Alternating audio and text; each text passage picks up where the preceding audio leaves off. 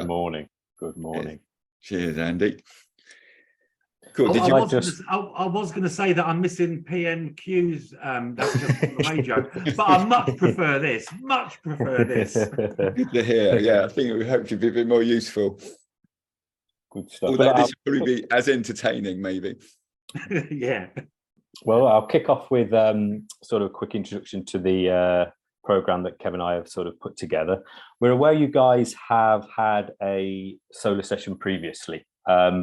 So this is really to give you maybe a key update on some of what's happening in the industry, particularly with the view of if you're specifying and designing, and solar is part of that, just so you've got sort of up-to-date insights, particularly in terms of modules, inverters, roof mounting.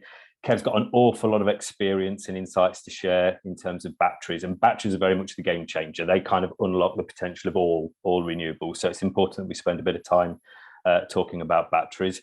I think then there's also a conversation to have in terms of the transitioning to 100% renewables, because there is challenges, there is opportunities, but the prize is potentially massive. And then maybe we can just have some closing comments. But what I would say is use the chat function as we go.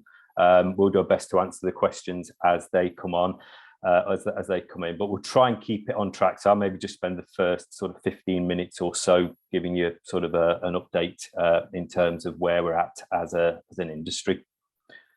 So if I just...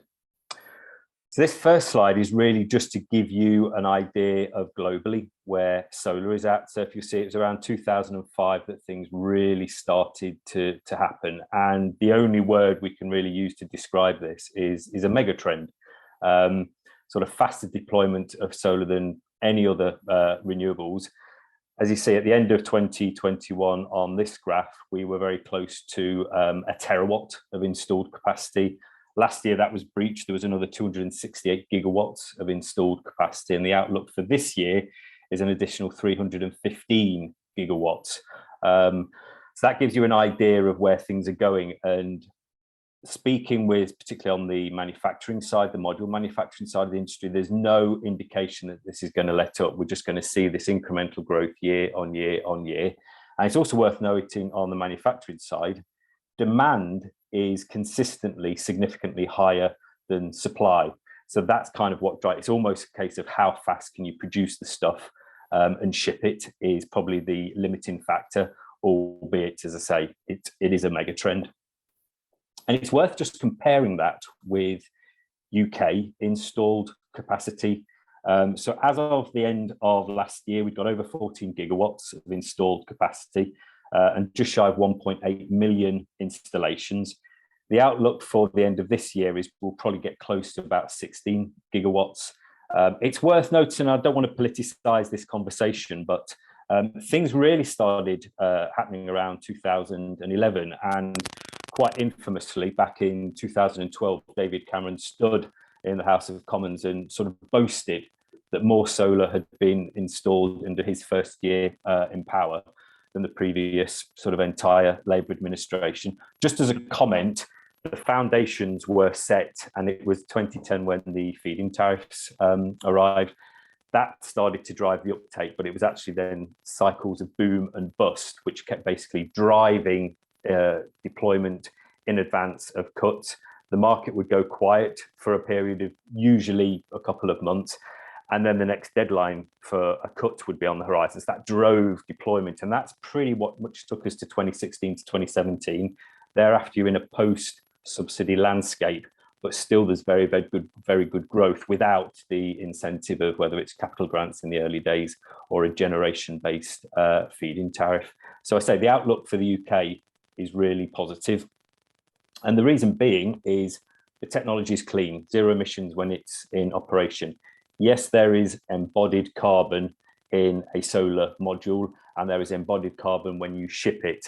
But increasingly, these are the kinds of things that are being modelled and looked at. So in France, for instance, at utility scale, you actually have to report on the carbon density and the embodied carbon of the module that you are supplying, and you actually get a premium price for those modules with a low carbon footprint.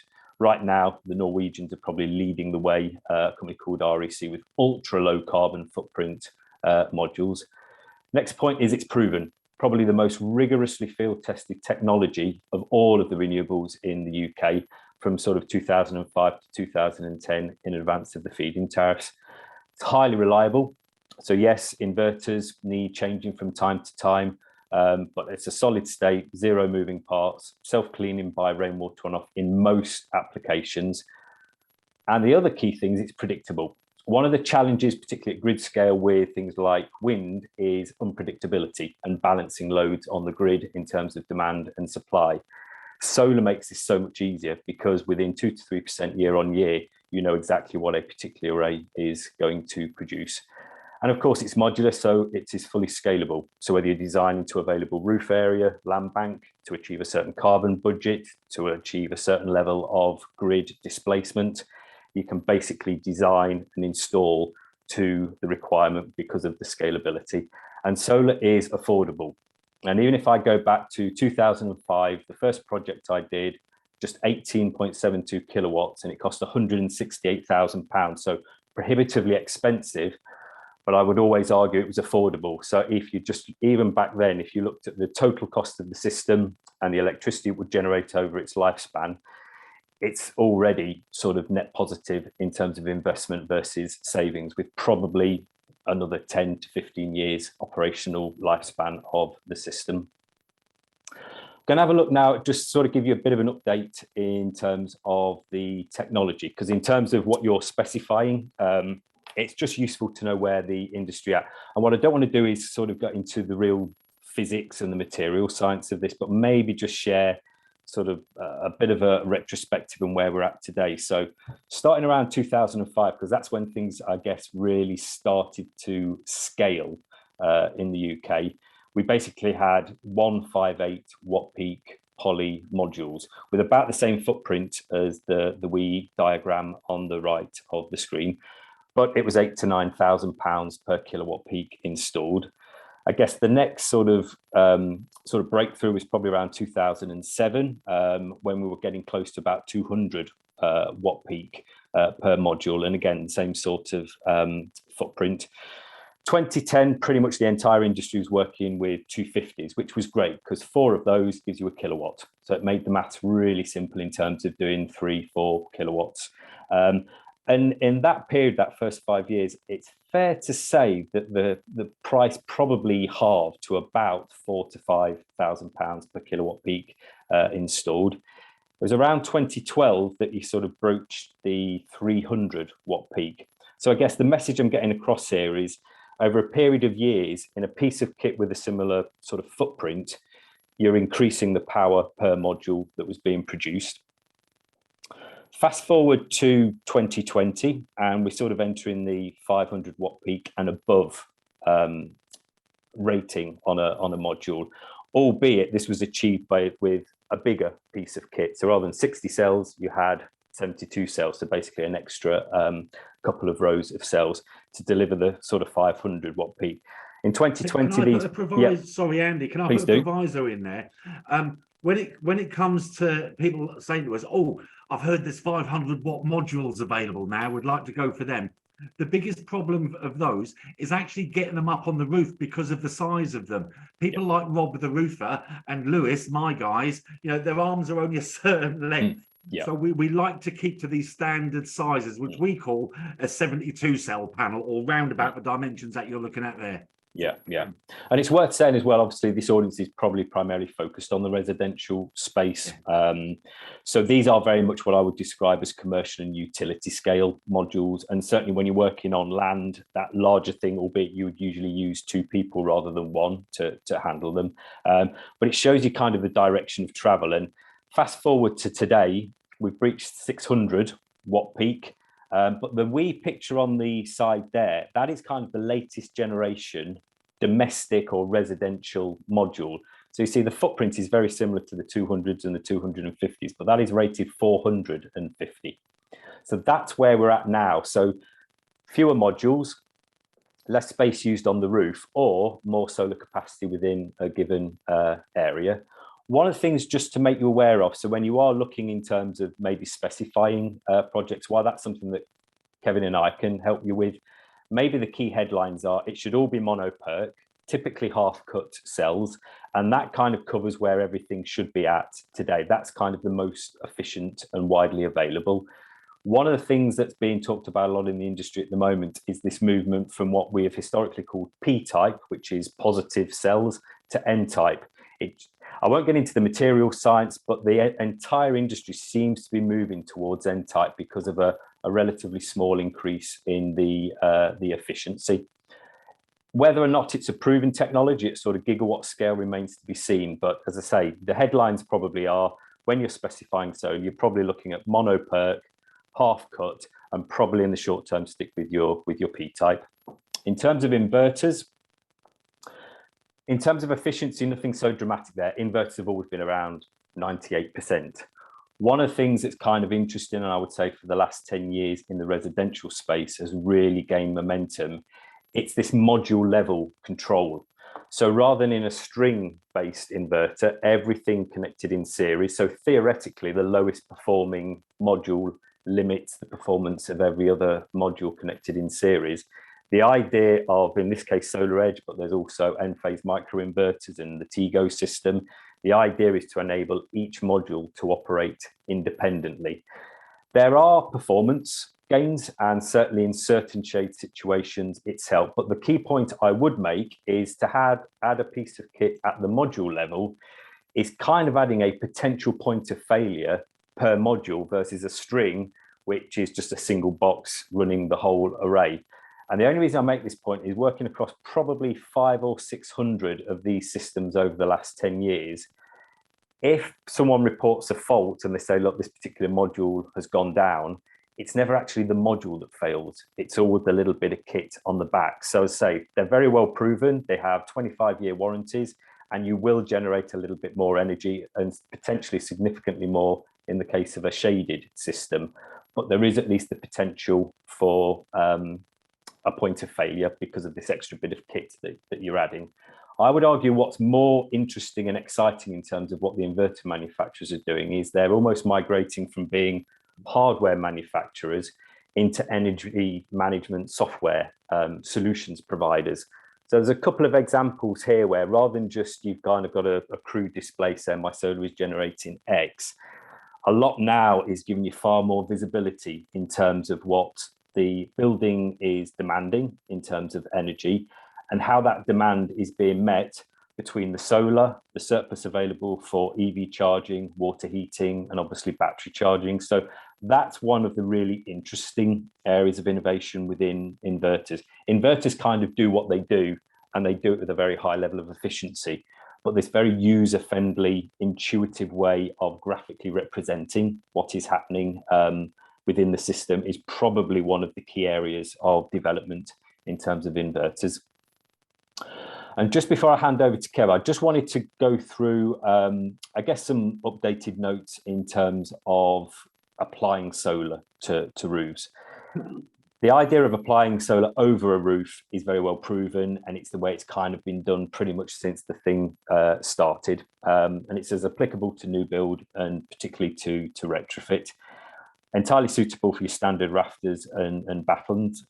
In terms of the roof hook, you can pretty much apply solar to any pitched roof covering, but it also affords quite a lot of flexibility because you've basically got your mounting points. So again, working on different elevations around VLUX, it's all doable. One of the upsides is it also enables good airflow underneath the array, so it gives a slightly lower operating temperature, which slightly enhances the performance. That said, the in-roof approach is now very popular, and there is no denying that aesthetically, it kind of doesn't get any better than large format, thin laminates actually embedded into the roof. Just a few comments. It is lower volume compared to your module manufacturers. So at the moment, the likes of Viridian, their peak output per module is 405, and yet you can get to 450 with a similar sized piece of kit. And this is just because the volume means they are slower to migrate to the higher power classes because you need a certain volume in order to put your order in. My comment on long-term warranty security is less to do with the financial viability of the businesses that do this kind of thing. It's more to do with in 10 years' time, if for instance, there's some damage to a panel, something falls on it and something breaks, it's going to be rather more difficult to replace on a like-for-like basis, something which is quite bespoke, than it is compared to a standard module. It's not a major issue, but I'm just putting it there as something to bear in mind. What you will find, particularly with the regional and the volume house builders, is they are very much embracing in-roof, the Viridians, the GSE type systems, because of the high aesthetic appeal. And what they're trying to avoid is bioresistance to a home, even though it costs less to live in, but because there's solar on the roof. But what you find with the house builders, it is strictly a compliance issue. So those system sizes tend to be, say, 1.5, I would say maximum maybe 3 kilowatts. And what you tend to find is they're roof integrated and plonked in the middle of the roof. It kind of limits the homeowner's opportunity to then extend the system, because right now, without a battery, on a 3.68 kilowatt inverter, which is what all of the DNOs will approve under what's called fit and inform, you can get up to 5.5 kilowatts and potentially up to 8 to 9 in certain cases with a battery. So my only issue with the roof integrated, particularly on new build, is you're not maximizing the solar potential. You're basically complying with the regulations, but in doing so, you might be limiting the ability of the homeowner to extend the system to get more solar power for charging batteries, EV charging and what have you. So it's a real key thing. And I don't think we're going to get the volume house builders to change tack on this, albeit I would argue the more solar, the less the home costs to live in. So that's got to be a powerful sales benefit. Just a small point, things like the optimizers, in this case, the M-phase microinverters, with certain systems, they can also be integrated, albeit they're embedded in the roof. And one final point before I hand over to Kevin is, in terms of the structural impact, one of the key things with a roof integrated system is it is pretty much replacing, in terms of mass load, the materials that are taken away by not slating or tiling the roof. With an over-roof system, you are imposing additional mass loads, and they are affected by wind pressure loading, albeit your standard sort of 35 mil rafter at 600 mil spacings, you can pretty much max out the roof, and the roof has basically the structural integrity to manage that. I would just say if you're working particularly in Scotland and parts of Northern Ireland, you just need to check the structural validation, because they're some of the high wind zones. So unless there's any questions on modules, inverters and roof mounting, I will hand over to Kevin now so we can have a chat about batteries. And I'll stop sharing, Kevin, as well, I believe. Thanks, Andy. I'll share mine. There's a few bits I want to bring up, so that's not the right one. Typical, I'm not prepared. There we go. Hi, thank you. Good afternoon and all the rest of it. And thank you, Andy, for the recap on where we are today. I just want to answer one of the first question that's just come up about the difference in efficiency between north and south and east and west. I've got some evidence from Enphase, the microinverter company, where they've got a 2 kilowatt system south, 2 kilowatts north on the same property, and the panels on the north side of the roof, all unshaded, but the panels on the north side of the roof will produce about 60% of the energy that the south will. So from our point of view, we've always said, no, don't go north, don't go north. But now we're seeing evidence where we're saying, actually, as long as you understand you're going to generate less energy, then north's okay. As long as the client is aware, that's the most important thing, because we don't want to let them think they're going to have an all singing, all dancing system, which doesn't work very well in winter. But when you look at it, the sun rises in the east and sets in the west 2 days of the year. The rest of the time, it's either north of south or, sorry, it's either, north of east or north of west. And on the longest day of the year, the sun rises in the northeast and sets in the northwest. So in the mornings and in the evenings, it's on the back of the house if you've got a north-facing roof at the back. Yeah. So a lot of people with batteries are just not taking energy for months on end when they've got, what we call wraparound. When you do panels on the north, south, east and west, if you do anything more than 2 elevations, you have to use something like the solar edge system that Andy was mentioning, or the Enphase microinverter system, which it works on the same principles, But with micro inverters, each individual panel converts the direct current to alternating current at point of source. Just drives the efficiency up a little tiny bit. But what I want to do first of all, because I'm here to talk about the battery side of it, is I'm going to show you, instead of waffling on, I'm going to show you what's happening on my house right now. So I'm just going to refresh it. So what we're looking at is I've got a 4 kilowatt solar system on my own house with N-phase micro inverters, and I've got a 14 kilowatt hour battery, 14.4 kilowatts in total. So as you can see, my overnight energy consumption, it goes up and down. Fridge compressors come on and freezers, things like that. We're using about 400 watts of a night time. We've got quite a high background load. I've got CCTV, I've got security, there's this new Starlink thing and all sorts of things running in the background. So I used to be running at about 180 watts. I'm now running about 350 to 400, 500 watts background. So I've got quite a high background load for our sort of lifestyle. The blue is where the solar production has come in today, and you can see where the clouds have come over and it dips down. And then the red is where the kettle's been on, maybe the dishwasher's been on, so you can see the actual energy generation. If I come down, it looks like a live flow chart. It isn't live, okay? None of these systems are. These are all cloud-based. So information is collated by the inverter. It's sent up to the cloud, and then for you to have a look at it. And some of them are 5-minute refresh rates. Some of them are 8 minutes. Some of them are 12. Some of them are 15. So whenever you're explaining things to your potential clients, never say you get to see live information, because they'll be going around the house, switching kettles on, looking at their app, and it's not showing. Yeah, and then I get all the phone calls saying, "Oh, why isn't it working?" Well, it is. You've just got to look at it historically. It's historic data that you're looking at, okay?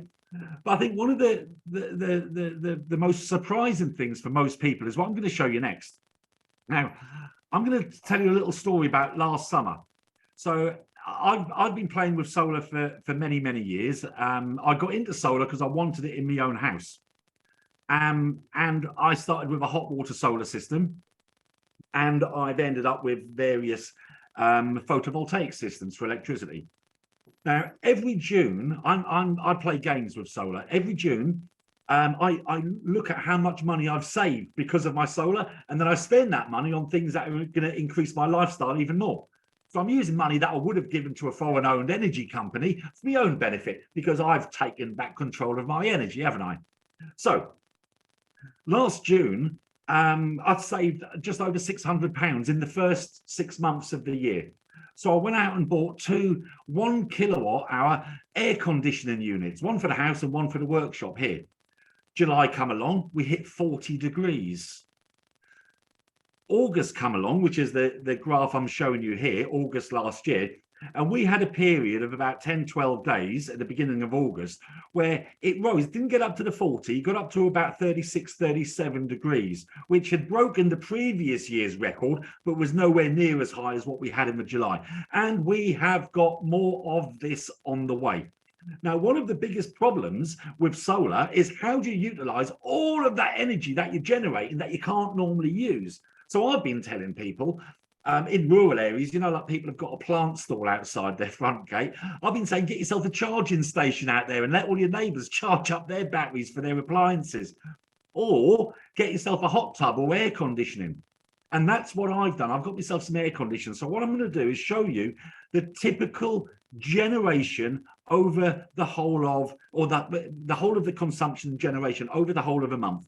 So the first graph you can see there in the blue is how much energy we generate. So we're looking at over 20 kilowatt hours a day on a clear blue sky. And as Andy said, heat is a resistor. When you cool panels down, if they've got air flowing around them, you will generate more electricity. But here you can see day after day after day, I'm generating over 20 kilowatt hours. That is a lot of energy. That's about 7.5 to 8 pounds worth of electricity a day I'm generating at current rates, at 34 pence a kilowatt hour, which is the price cap. Okay, so it's quite a lot of energy. It's a lot of money that's falling out of the sky. I've used little phrases over the years like we turn daylight into money. It's what we do. Now, look at my consumption. Let's get rid of the production. My consumption, if you could check the temperatures from last August, you can see when it got really hot, I switched my air conditioning on. And look here on the 12th, I used 23.5 kilowatt hours. That's more than what most people use if they haven't got an air source heat pump. In the middle of winter, most people would use nowhere near that. That's a lot of energy. But how much of this energy did I have to purchase because of the battery system that I have in place?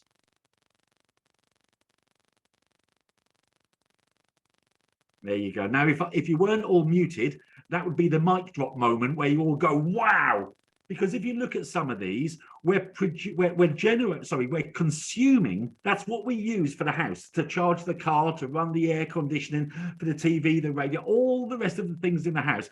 And it's costing me 9-10 pence a day, after day, after day, after day, after day, after day. And that's how we, in Twitter terms, we live the lithium lifestyle. Yeah. What we can't use, we put into the lithium boxes, and then we use that later on overnight. Now, with my system, when we do batteries, there's two types traditionally. You've got what's called a hybrid solar system, where you've got the solar and the battery all managed by one inverter. And as Andy said, you'll get your maximum discharge of maybe 3.68 kilowatts or 5 kilowatts, whatever size your solar is. When you've got a solar system and an AC coupled battery, whilst it's not always easy to get the technology to talk to each other for the monitoring purposes, and that's something that, excuse me, turn that down. We can't always get the monitoring right. My system seems to work okay, but we can't always do that. When you've got an AC coupled battery, so it's a solar system and a battery system, you get the outputs from both at the same time. So I've got a 3 kilowatt hour discharge on my battery, and I've got a 4 kilowatt solar system. If my solar system is peaking and I've got energy in my battery, I can get 7 kilowatt hours out of my system at any one time. That's enough for the Hoover, the dishwasher, the iron, charge the car as well. I charge my car on a 3-pin granny charger. I've got a 10-year-old Nissan Leaf. I've had it for 8 years now, and we've never used a fast public charge. We've never given it a quick charge. It's always used what we call the granny charger, 3-pin plug. 2 years ago, I worked out how much, 4,500 miles, cost me 66 quid. And apparently we don't have the infrastructure. We haven't got the range, apparently. I just crack on with it. We drive from A to B, we go to the shop and back, go to the doctors and back, and it costs me jack. And that's how we live. So I'm so happy. I've just ordered a second electric car, and that's coming in July. So I'm looking forward to that one. But that is real data, guys, from my own home. And I haven't got anything special on the technology. The Enphase microinverters are top of the range, but the panels are good quality panels, the same as what we give to everybody. The battery system is a standard battery system. It's not all singing and all dancing. It is straightforward, very, very simple. It just sits there, we set it, we forget it, and we leave it alone. The modern technology, a lot of it, because mine's about 5 or 6 years old now, my battery, but in the last couple of years, the advent within the inverters, which is what Andy was talking about, the technology advancement, the software development has really blown our minds. You can now charge your batteries up from the grid. So instead of the batteries just acting as a bridge between the roof and your house, they also act between the grid and the house in the winter when you're not generating much electricity. So if we have a quick look at what happens over the course of a few seasons, we're now looking at my outputs. This is a web-based platform called pvoutput.org. There's tens of thousands of people all over the world inputting data on a daily basis, and then you can sort it by country or postcode and all sorts, and you can see how much energy people are generating. When people input data, they have to say what they've got, how many kilowatts, where it is, what the angles, what the orientations are. pvoutput.org. Okay, but as you can see, in December and January, it ain't worth. Think like a hedgehog. Go to sleep.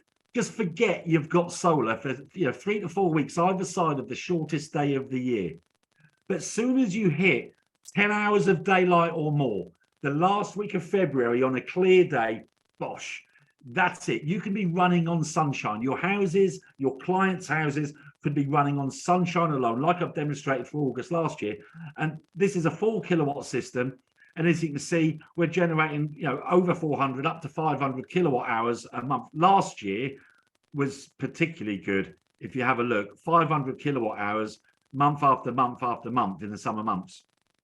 That's a lot of energy. And that was when I was using the air conditioning. So while everyone else was sweating theirs off, I'm sitting there working at 21 degrees in the office, and it wasn't costing me jack to do it, which I'm quite happy with. So that's the sort of results that you can get from there.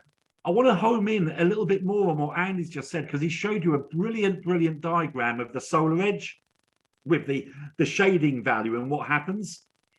On my solar system, I've got a flagpole. I've got a flagpole just in front of it. And you can see where the flagpole covers. This is the N-phase microinverter monitoring, module level monitoring, and I can see the performance of each individual panel. So this was yesterday's performance. And even those panels that are not shaded will all have a slightly different variation. If you had what's called a string inverter, where you have all the panels wired up series to one inverter, all of the panels would have been working as well as the worst performing panel, and the homeowner will never know whether their system's working well or not unless they're speaking to their mate outside the shop in the morning, showing each other their apps. When you've got something like Solar Edge or Tigo, which is an optimized system which is compatible with every string system, or with the likes of Enphase, you can physically see what's happening on your panels. Okay. The last thing I want to do is, because what's really important for architects and developers is how much space do these systems need? Well, the roof is one thing. Oh, and on that subject, can I ask you all to stop putting flues and chimneys in the southwest corner of a roof? That's it. Thank you. That's all I need to say on that one. But I want to show you what these look like. So this is pictures from my own website. So we've got several batteries that we do a lot of. There's lots out there. They don't all look like this. If you can imagine an American style fridge, nice and tall, quite wide, but only a little bit deep. That's what a lot of the modern systems look like. It looks like just a stack on a wall. But traditionally, this is the sort of stuff that we're looking at. So this is what's called the inverter. And then here you've got two batteries. This battery is the triple power from Solax. It's got a battery management system at the top. And then you've got the two, these ones are 5.8 kilowatt hour batteries. So in total, you've got 11.6 kilowatts of stored energy there, which is on a 4 kilowatt system, is round about the size that we aim for most of the time. We know that a 4 kilowatt system with a south facing roof will average about 11 kilowatt hours a day across the whole of the year. 25 to 30 in the summer, next to nothing in the winter. So if we can get a battery at least the same size as the average generation, we know, factually, we know with great confidence that for a minimum of 6 months of the year, we'll fill that battery and have enough to go into a car, have enough to go into the hot water as well via the immersion. So we get some smart switching going on. So there's one option. So garages, because we do most things retrofitted, that's what we have to do. But you guys are pre-retrofitting. You know, you're coming up with design at inception. So if you're looking at renewables, we want to see some space. We like to see a plant room. Yeah, we like to see a plant room. We don't want to send young lads into lofts. We keep breaking things with the weight of these batteries. What they called apprentices. We keep breaking the apprentices because they've got very weak backs. And these things are like 15 stone each. These batteries, about 90 kilograms, these batteries here. Here, again, up in the loft, we don't like doing it, but we will if that's the only place. But that is basically the whole of the equipment for the solar and the battery system. Again, we can put them into little cupboards as long as there's a bit of airflow around them. We need the airflow, but they don't get hot. The batteries don't get hot. The inverters can get warm because they do. They're working very, very hard. They're making millions of calculations and generating electricity. The one on the left. Kev, on that. So from a retrofit perspective and based on the on the fact, I suppose, that many people live in Edwardian terraces, Victorian terrace, etc., don't have garages, not going to have a plant room. When it comes to loft, that is the only option, isn't it? It is traditionally, unless you start thinking outside the box. I've got a lot of customers that will build a 3-sided insulated box on the outside of the house. So if the consumer unit is on an outside wall, We want to be as close to that as possible if we're going to drive efficiencies. And also, if we're going to give power cut facilities, critical loads and uninterrupted power supply in a power cut, we need to be as close to the consuming unit as possible with some of the battery systems. Sometimes I think it's between the inverter and the battery, we need 1.5 meters. That's all the cables are. Right. So what some people do is build a very, very small shed, 3 foot by 2 foot on the outside of the house. So they've already got the house wall there. All they do is put a roof and 2 sides on a little concrete pad and put some insulation board on the inside, and you've got your own battery house or a battery box on the outside of the house. But yeah, if we haven't got the ability to do that, and especially on terraces and Edward's and things like that, then yeah, it is in the loft. There is no option. But in the loft, we want to see it boarded. We want it lit and boarded. Mm-hmm. Yeah, we don't want to be going up there crawling all over insulation. It's not nice for people. It really isn't. The one on the left, this one here, the star of the show, that's my battery. Now, the reason I like pylon techs is because depending on the inverter you use with them, they are scalable. And I'm talking about really, really scalable. So we've got containers out there with a megawatts worth of these batteries, exactly the same battery. They're only 2.4 kilowatts each. I've got 6 of them. Most people that I sell will have about 4 of those, plus a hot water diverter as well. On my property, I've already got a hot water thermal solar system from 2008. So I went for the extra batteries because I don't need the extra electricity to go into the immersion heater. But that's what it looks like. So it's that sort of space. Now, these batteries are all dry cell. There's some of them, like these white ones, they can be mounted on a wall. So, you can put them on a wall on a garage, provided it's a solid wall. We don't want a plasterboard wall because they're heavy. And they look absolutely mint with your inverter and 2 batteries on a wall. If you can get your inverter at head height, there's a screen on there. And on a lot of the inverters, you can only monitor on the app. If you want to control them, you have to walk up to the fascia of the inverter and press buttons to set the timers and things like that. Yeah, so having them accessible is really, really important for your clients, ladies and gentlemen, because if you are putting things in the loft, but they're of the mind that they want to do the smart charging in the winter to take advantage of cheap tariffs, charge the battery up at cheap rate to put back into the house during the day in the winter when solar gain is low, they've got to go up in the loft to do that. Yeah, so that's quite important about the placement, but that's what they look like. They are industrial, but can you imagine? I don't know how many of you will remember, but back in the 80s, we had Wi-Fi cabinets, and there was the graphic equalizer, the CD player, the tape deck. It looks the same, just a little bit heavier. Yeah. But that's what they look like. And yes, it has to have an inverter as well. But we've put ours here in the utility areas because the solar shed is a consultancy. So my clients come to see us, got a 500-year-old house. They come to the barn at the bottom of the garden where I am now. We do the talk and we have a little walk around. We have a look at the water harvesting and all that sort of stuff. And then the batteries are up in the house and they're nice and accessible for my clients to see them. That's where we are. Kev, Alex has asked a question on the chat. Go for it. Let me bring it up. Hold on. Hybrid inverters. Where are we? Okay. Some hybrid inverters offer a max charge, discharge.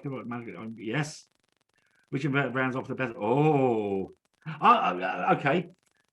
We use a lot of the Solax. When it comes to AC coupled batteries, I use a lot of the Solax ones because it's got a 5 kilowatt charge and discharge rate.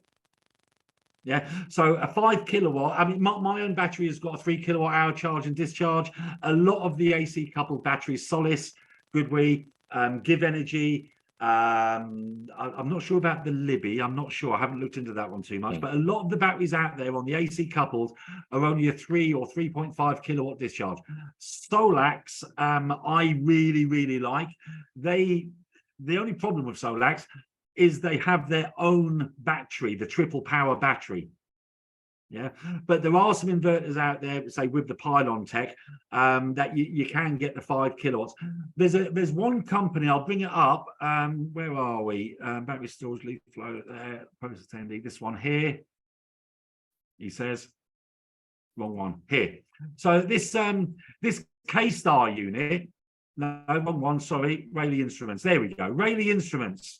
So British company, 60 years they've been around. When I first left school and I was working for a company, a little factory in Clacton in Essex, I used to make transformers, coils, wires wrapped around carbon rods for Rayleigh Instruments.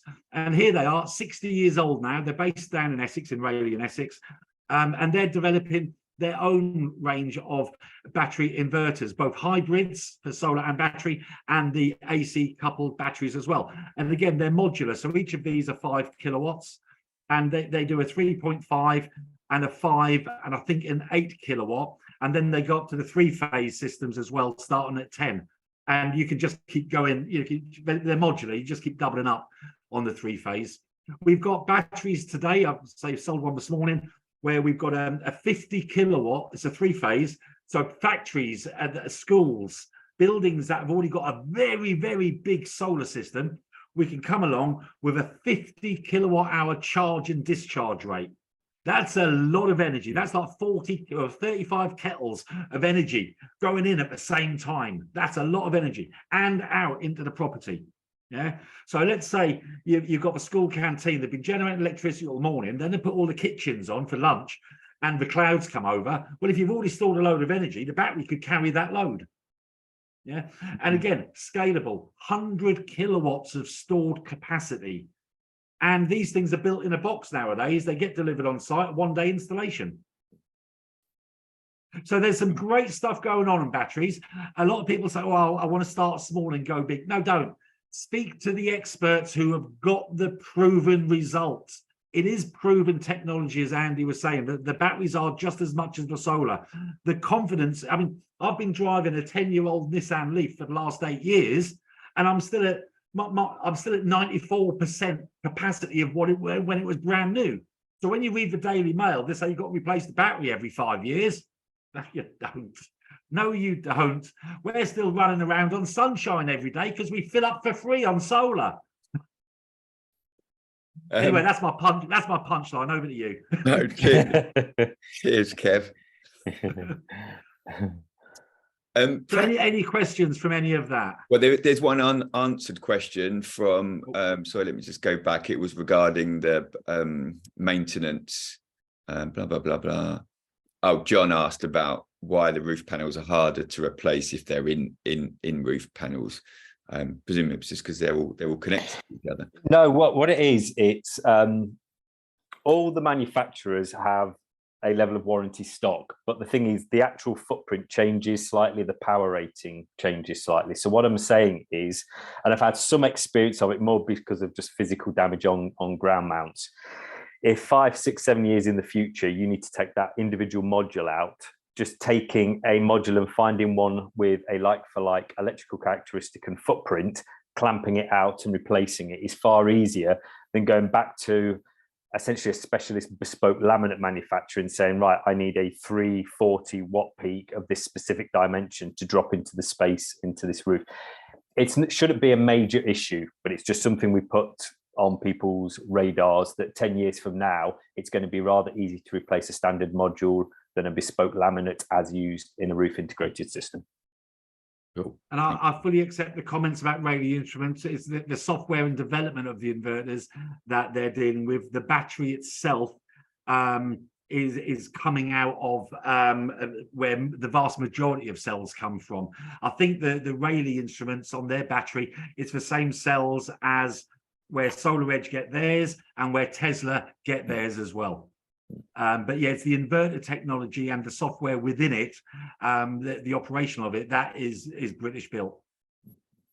And then just sorry, yeah, go on, Andy, go on. I was just going to say, in terms of longevity of batteries as well, this is going back 4-ish years. So another one of the big Chinese manufacturers, they kind of build the stuff that goes into the trains and the trucks, BYD.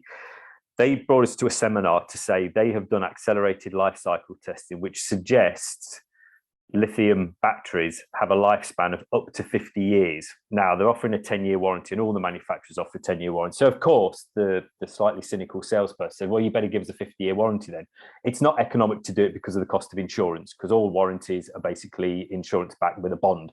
But their point was, there is no reason why a solid state battery can't have the same very long operational lifespan as a solar panel. And that's one of the key things. They're both solid state, zero moving parts. So as Kevin's demonstrated from real world data, you should just have high levels of confidence. Yes, the firmware is important, managing charge discharge to extend the life of the battery, but that's the difference between, I guess, sort of well-proven manufacturers and what they do versus some of the new entrants. But I say highly reliable, long-term, and because it's got a long-term life, certainly that carbon and sort of embodied energy footprint improves as well. One there from Pablo. Yes, it does. So for us, when we do a standard size solar system, let's say I was doing a 4 kilowatt string solar system, round about £6,500. Okay. And I don't know if I should be mentioning price here, but I've mentioned it. We will add round about £85 or £90 if we're adding optimizers with Solar Edge. It's a better inverter and the optimizers cost more. When we're doing an N-phase system, it's round about £150 per panel. With N-phase, you get a 25-year warranty as standard, and I have had zero failure rate with N-phase for the last 9 years. And I sell every other day is an N-phase system. My own system was expected with the calculation tools that we have to use when we're doing predictions for people at point of purchase. My own system was, I'll just share my screen again if I may. Yeah, my own system was expected to generate, I'll go into annually, 3,600 kilowatt hours a year, 3,650 kilowatt hours a year. So the first full year, I got 4,200. The second year, 4,150. Then I had a really bad year, as we all did in 2021. The weather was crap. But that was because we come out of lockdown where there was no flights. And all of a sudden, we filled the sky with crap, didn't we? So that it generally does have an effect. And then last year was sensational. So I'm supposed to be getting 3,650, 3,700 kilowatt hours a year. My N-phase micro inverters say, you know, hold my beer. Let me show you what, when you do individual panel led inverters, what it'll do for you. And my panels are nothing special. I could have gone for the highest efficiency at that point when I made the purchase. But 6 weeks later, something else would have been the highest point of efficiency. And 6 weeks later, another company comes along. So I went with something that gives me the best output for the money I was willing to spend at the time. But yeah, with a string inverter, you might get 12, 15 years out of it. You might get 5 to 8 years out of it. A string inverter has to work very, very hard because it's got all these voltages from different panels it's trying to track and then match it with the grid and send it out. Micro inverters and optimizers are only matching the voltage of one panel, and they're kept cooler because they are outside underneath the panel. Heat is a resistor. Yeah, so you're always going to get more out of an optimizer. Even on an unshaded property, you will always get 7 to 8% more. On a shaded property, you could really, really, go to town on these things. This is a general question from Ewan, and I'm not sure if it's easy to answer, but I presume it's a common question you get faced every day in terms of payback. I mean, not regardless of the fact that payback as a notion, you're from a renewable tech and energy perspective, you're not necessarily in this for payback, but obviously payback from a financial perspective is always paramount. But is there an answer to Ewan's question? Right. What was the direct question? Because he said, for a standard domestic property at current tariffs and energy costs, what is the approximate payback for a complete system, including battery? Okay. Anybody who tries to give you that answer is lying to you to get a sale. It really is that simple. The simple way to work it out from where I am is if you generate 4,000 kilowatt hours a year and you times that by 34 pence, which is the standard rate at the moment on the price cap, the system is valued at £1,360 a year. Mm-hmm. I can't say how much of that energy you or anyone else is going to use. If you're a really low user and you're having the same size system, someone who's a really high user, their payback will be, the one with the lower bill will be, lower usage, their payback will be much longer because they're not using all of the energy.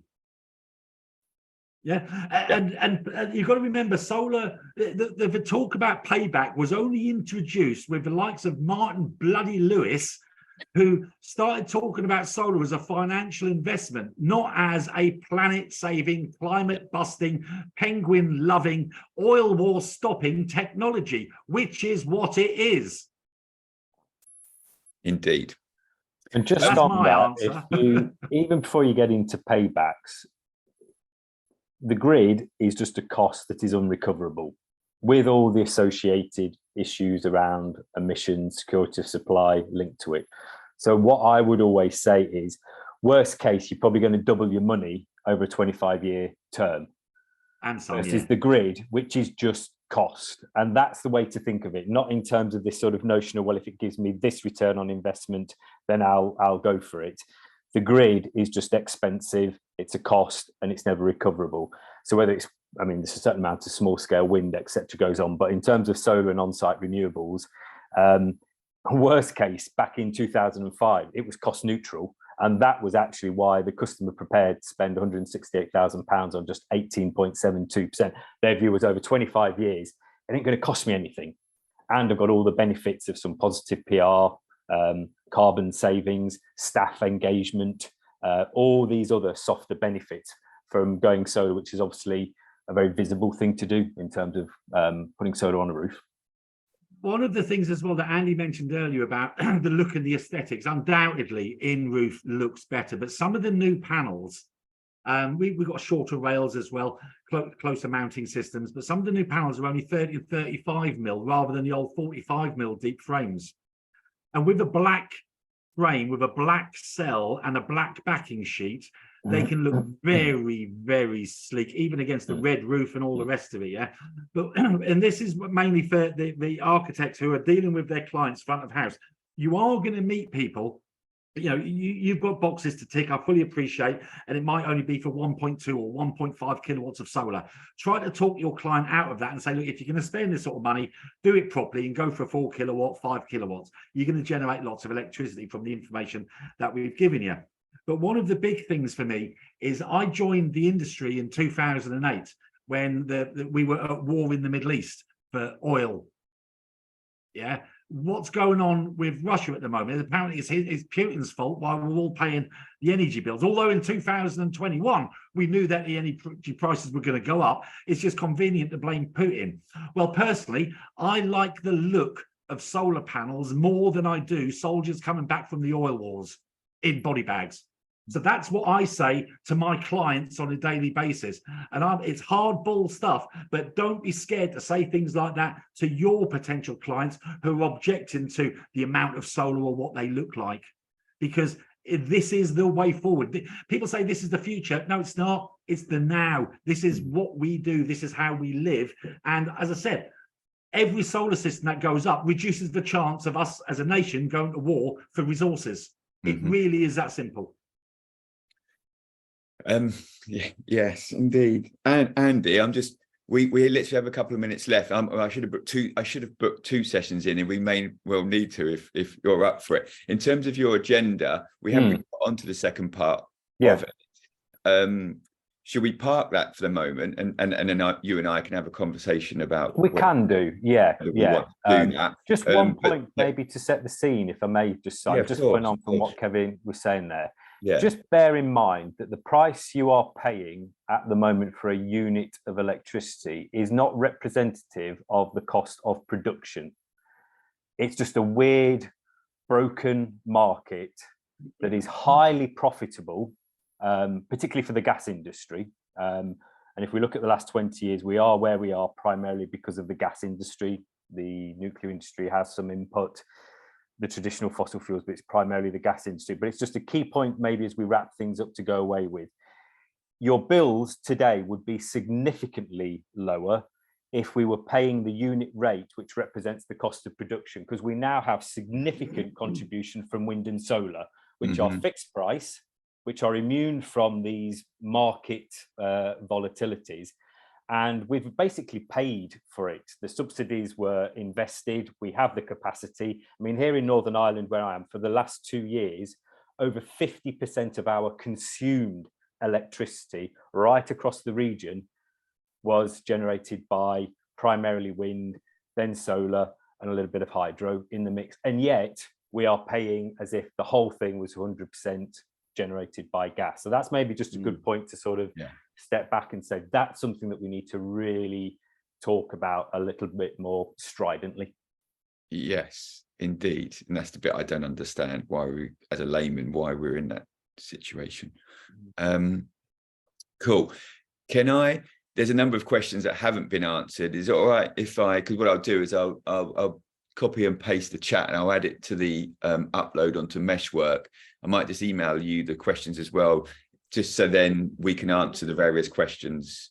So everyone feels as if their question's been answered, and then I will upload the answers to our webinar, our webinar upload, if that's all right. I think super session, as Alex has just said, I knew it would be informative. I knew it would be you guys would be passionate about it. So really want to thank you and everyone else that's attended today.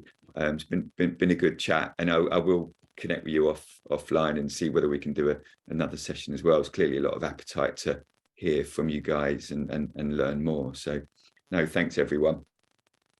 Cool. Thanks everyone. Thank you everyone for attending. It's really appreciated. No, you're stars. All right, Andy. Cheers, Kevin. Speak in a sec. Cheers. Take it easy. Cheers. Cheers. Bye now.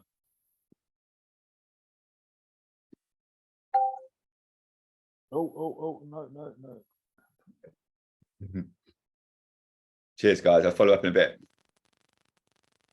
Are we staying on for a quick chat? I'll call you, or I'll follow up on email, just because there's probably still people on the chat. Okay. Yeah. All right. Okay. Lovely. Thank you, Simon. Really appreciate it. See you, Kev. See you soon, Andy. Cheers, mate. Take it easy. Bye. Bye.